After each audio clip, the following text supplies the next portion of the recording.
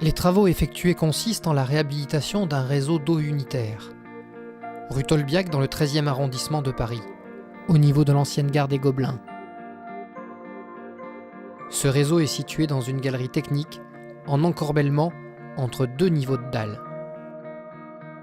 L'installation permet de dévoyer une partie des eaux usées, issues des immeubles et des restaurants concernant environ 10 000 habitants, et les eaux pluviales qui correspondent à 4 hectares de toiture et de dalles. Le collecteur est long de 250 mètres, avec un diamètre changeant de 500 à 800 mm.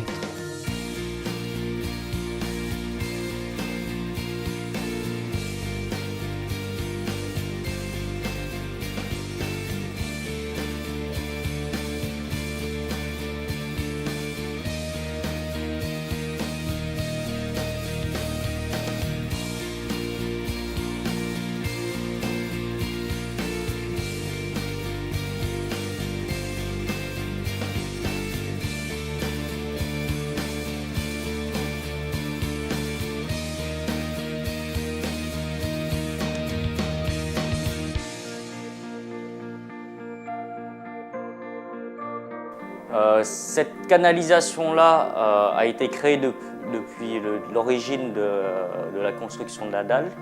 Elle a plus de 40 ans. Elle est formée d'acier. Et aujourd'hui, on s'aperçoit que la canalisation est en ruine. Et nous avons été missionnés pour rétablir l'hydraulicité, rétablir la structure de la canalisation. Donc, rapidement sur le plan, si je vous explique, on a une canalisation qui poursuit, qui fait à peu près 200 mètres. Donc c'est dans la continuité, hein, ça rentre dans le plan. L'objectif, c'est de dévoyer l'ensemble des arrivées d'eau qui sont là, représentées par des colonnes qui tombent en fait des immeubles au-dessus. Une fois que, et les siphons également de dalles, on passe un curage, donc on nettoie la canalisation pour identifier les différentes fuites et les défauts. On passe une inspection télévisée également. Et à partir de là, une fois qu'on a fait ça, on a proposé une technique qui permet en fait de réparer la canalisation depuis l'intérieur. C'est-à-dire qu'on va tirer un tuyau souple à l'intérieur de la canalisation. Ce tuyau est en PRV, il y a des fibres de verre dedans. Elle est souple. On la gonfle pour qu'elle se plaque bien autour du diamètre de la canalisation. Et ensuite, on la polymérise avec des trains de lampe UV qui va chauffer et qui va durcir la gaine.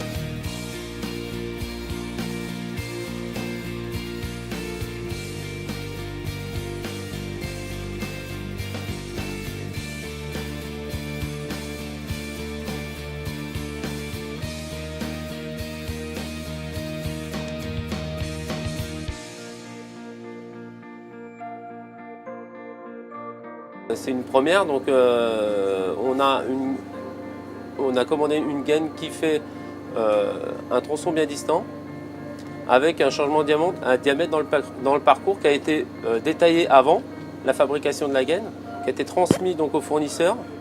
Et lui, à la fabrication, en fait, nous a mis un changement de section dans le parcours à une distance bien précise. Là, on vient de tracter la gaine à l'intérieur du collecteur.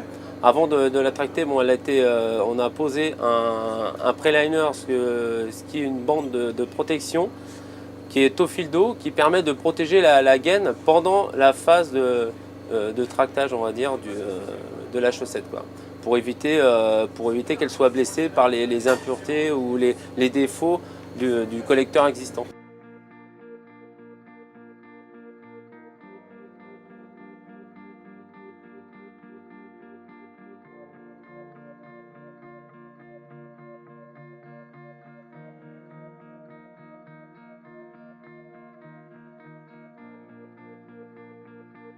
Alors là, une fois que la chemise est à l'intérieur du tuyau, nous, notre rôle, c'est d'y mettre des sas à chaque extrémité. Ces sas, ils vont nous servir, ils ont plusieurs fonctions. La première, de pouvoir boucher la gaine afin qu'on puisse insérer de l'air à l'intérieur pour qu'elle prenne sa forme. Et la deuxième fonction, ils vont nous servir également, une fois que la gaine aura pris sa forme, de pouvoir insérer un train de lampe ultraviolet pour pouvoir durcir le produit. Parce que le produit sur ce type de gaine, en fait, on a une gaine imprégnée de résine à base de fibres de verre et elle réagit donc aux ultraviolets. Donc nous, notre rôle, c'est de faire durcir le produit avec un train de lampe ultraviolet. Le train de lampe est connecté donc directement à l'automate par un câble qui fait 200 mètres, on va dire, sur ce système-là. Sa fonction, en fait, lui, c'est de durcir la gaine par des rayons ultraviolets. Dessus, on a, pour ce genre de produit, on a un train de lampe qui fait 4 fois 1000 watts pour la polymérisation de la gaine. Le polyane extérieur que vous avez vu, en fait, celui-ci sert aussi à le protéger des ultraviolets extérieurs. Si on devait l'enlever et le mettre à la lumière du jour, elle durcirait. En sachant que les gaines qu'on reçoit, elles sont codées chez le fabricant, on le rentre aussi dans le protocole. Ce qui nous permet en fait, d'avoir un suivi ultérieur à la gaine s'il devait y avoir un problème un jour. On a un pic de température au moment de la réaction chimique, ce qui nous permet de savoir si déjà la gaine réagit bien, et ensuite si dans le dernier capteur, si on voit qu'il y a un refroidissement léger de la gaine, ça veut dire que la réaction est déjà faite et que la gaine est dure. À partir du moment où on est passé avec le train de lampe. La chose la plus importante sur ce type d'opération, c'est qu'on a des camions et des voitures qui passent quasiment toutes les 30 secondes. Donc on est en site où l'activité est continue et on ne peut pas rester très longtemps. Donc du coup, cette technique est adaptée sur le site puisqu'en fait, chaque tir fait un jour de travail.